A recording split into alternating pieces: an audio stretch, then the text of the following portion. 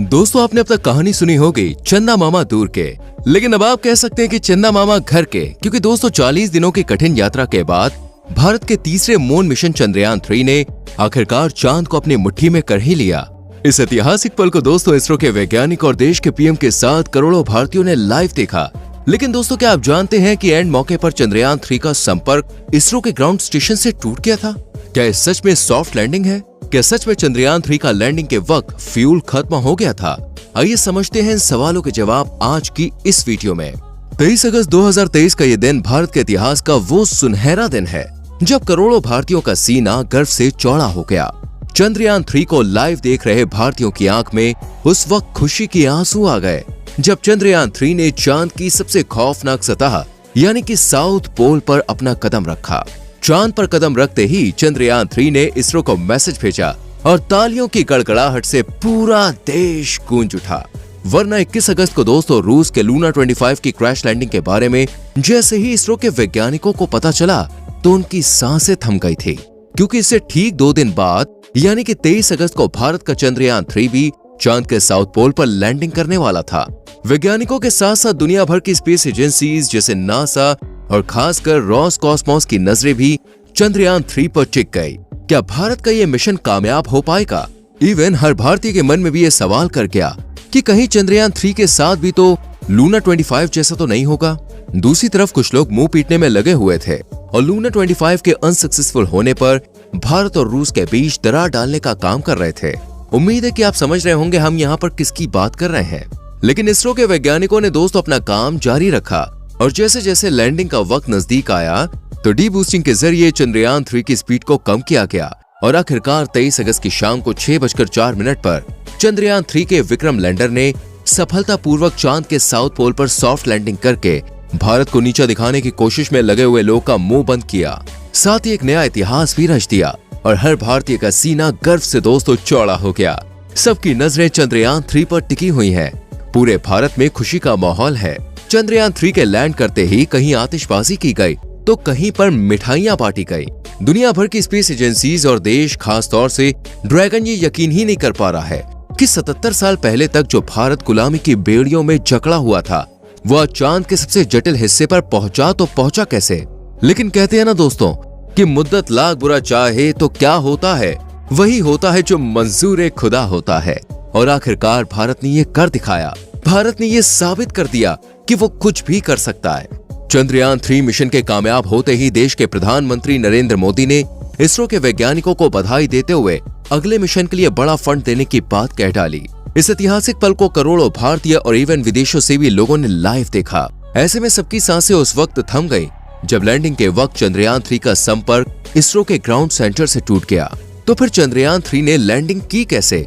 कैसा था लैंडिंग से पहले का 1 घंटा? आइए समझते हैं।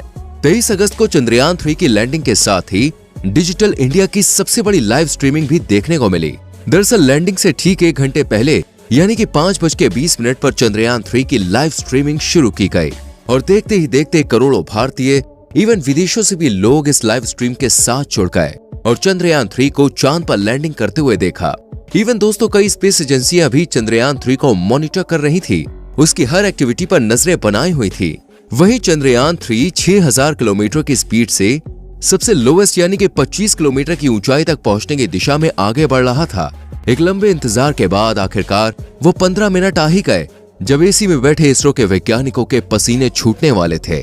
असल में दोस्तों लैंडिंग से पहले के ये 15 मिनट बेहद ही खौफनाक होते हैं, क्योंकि इस टाइम पीरियड में इसरो या कोई भी स्पेस एजेंसी स्पेसक्राफ्ट को किसी भी तरह की कमांड नहीं भेज सकती, न ही ग्राउंड टीम के पास कोई कंट्रोल होता है। यानी पूरा काम स्पेसक्राफ्ट को खुद ही करना होता है। इस दौरान अगर कोई मुश्किल आती है तो स्पेसक्राफ्ट क्रैश भी हो सकता है, जैसे कि हमारे चंद्रयान 2 के साथ भी हुआ था। चंद्रयान 2 को दोस्तों सॉफ्ट लैंडिंग करनी थी, लेकिन आखिरी समय में उसकी हार्ड लैंडिंग हो गई और भारत का दूसरा मून मिशन फेल हो गया। इसी फेलियर से डर रहे इसरो के वैज्ञानिकों की धड़कनें एक बार फिर से तेज हो गई थी। सबकी नजरें अब इसरो के चीफ पर थी जो विक्रम लैंडर को कमांड देने वाले थे। धक धक ऐसी आवाजें आ रही थी और एक अजीब सी शांति के बीच आखिरकार इसरो के चीफ एस सोमनाथ ने 5:45 पर विक्रम लैंडर को लैंडिंग का संकेत दे दिया और हर तरफ दुआओं का दौर शुरू हो गया। हर भारतीय क्रॉस फिंगर कर बस यही दुआ मांग रहा था कि चंद्रयान 3 कामयाब हो जाए। दूसरी तरफ चंद्रयान 3 ने भी कमांड मिलते ही अपनी कक्षा को छोड़ 9 के 9 सेंसर्स और सभी कैमरास को ऑन किया और चांद की तरफ बढ़ने लगा। 360 डिग्री की नजर से चांद की सतह को देख रहे चंद्रयान 3 ने 6000 किलोमीटर की स्पीड को कम करने के लिए डी बूस्टिंग इंजन्स को भी काम पर लगा दिया, जिन्होंने ऑपोजिट डायरेक्शन में प्रेशर लगाकर विक्रम लैंडर को चांद की सतह पर उतारने में मदद की। अब तक सब कुछ ठीक चल रहा था, लेकिन दोस्तों फिर वो समय आ गया जब सबकी उम्मीद टूटती हुई दिखाई थी। दरअसल लैंडिंग से कुछ मिनट पहले ही विक्रम लैंडर का संपर्क इसरो की ग्राउंड टीम से टूट गया। असल में विक्रम लैंडर को दोस्तों आर्टिफिशियल टेक्नोलॉजी का यूज कर एक चलता फिरता रोबोट बना दिया गया था, जो आखिर के 15 मिनट में सब कुछ खुद कर रहा था। लेकिन क्योंकि चांद का यह हिस्सा पृथ्वी से काफी दूर है, तो यहाँ पर कनेक्शन फेलियर जैसी प्रॉब्लम्स भी होती रहती है। यही कनेक्शन फेलियर आखिरी के कुछ मिनटों में विक्रम लैंडर और इसरो के बीच देखा गया। लेकिन करोड़ों भारतीयों की दुआएं और इसरो की मेहनत ने एक बार फिर से कमाल कर दिखाया और विक्रम लैंडर इसरो से संपर्क साधने में कामयाब रहा। दोबारा इसरो से संपर्क हुआ तो पता चला कि चंद्रयान 3 ने स्पीड काफी कम कर ली है, साथ ही उसने अपनी दिशा को बदलकर हॉरिजॉन्टल से वर्टिकल कर लिया है और अब वो लैंडिंग के लिए आगे बढ़ रहा था। इसके बाद दोस्तों लैंडिंग का सेकंड फेज यूज हुआ, जब चांद से विक्रम लैंडर की दूरी करीब 5 से 1 किलोमीटर की रह गई थी। इसी बीच विक्रम लैंडर ने 4x2.5 किलोमीटर की सतह को स्कैन किया, जहां उसे लैंडिंग करनी थी। यहाँ ना तो ज्यादा धूल थी, ना ही कोई क्रेटर्स थे, ना ही कोई चट्टान और ना ही कोई दूसरी परेशानी। इसलिए लैंडिंग के लिए विक्रम लैंडर पूरी तरह से तैयार था। लेकिन दोस्तों तभी पता चलता है कि विक्रम लैंडर का फ्यूल बेहद कम बचा है, यानी कि उसे जल्द से जल्द लैंड करना था, वरना कुछ भी हो सकता था। फ्यूल का इशारा देखते ही विक्रम लैंडर ने तेजी से चांद की सतह के करीब पहुंचना शुरू किया और 100 मीटर के दायरे में पहुंचते ही इसने अपनी स्पीड यानी कि वेलोसिटी को 7.2 किलोमीटर प्रति घंटे यानी कि 2 मीटर प्रति सेकंड कर दिया। बट क्योंकि अभी भी दोस्तों फ्यूल था, तो विक्रम लैंडर ने स्पीड को 3 किलोमीटर प्रति सेकंड किया और लंबे इंतजार के बाद चांद की सतह पर अपने कदम जमा दिए। इस लैंडिंग के साथ ही इसरो के वैज्ञानिकों को राहत मिली और हर तरफ खुशी की लहर दौड़ गई। लेकिन दोस्तों अब भी एक चीज थी जिसको लेकर इसरो के वैज्ञानिकों की चिंता बढ़ी हुई थी, और वो ये था कि विक्रम लैंडर ने सॉफ्ट लैंडिंग की है या नहीं। दरअसल सॉफ्ट लैंडिंग उसे कहते हैं जहां स्पेसक्राफ्ट बिना किसी नुकसान के लैंड करे। अब सॉफ्ट लैंडिंग के सवाल का जवाब दोस्तों सिर्फ इसरो ही नहीं बल्कि चंद्रयान 3 पर नजरें गड़ाए बैठी American agency NASA, Russian agency Roscosmos और दूसरी स्पेस एजेंसियां भी जानना चाहती थी। असल में कोई भी स्पेस एजेंसी दूसरे की सफलता में कमियां ढूंढने की कोशिश करती है और यहाँ भी यही तैयारी चल रही थी। लेकिन विक्रम लैंडर ने सबको मुंह तोड़ जवाब देते हुए इसरो को मैसेज भेजा कि लैंडिंग बिल्कुल सेफली हुई है।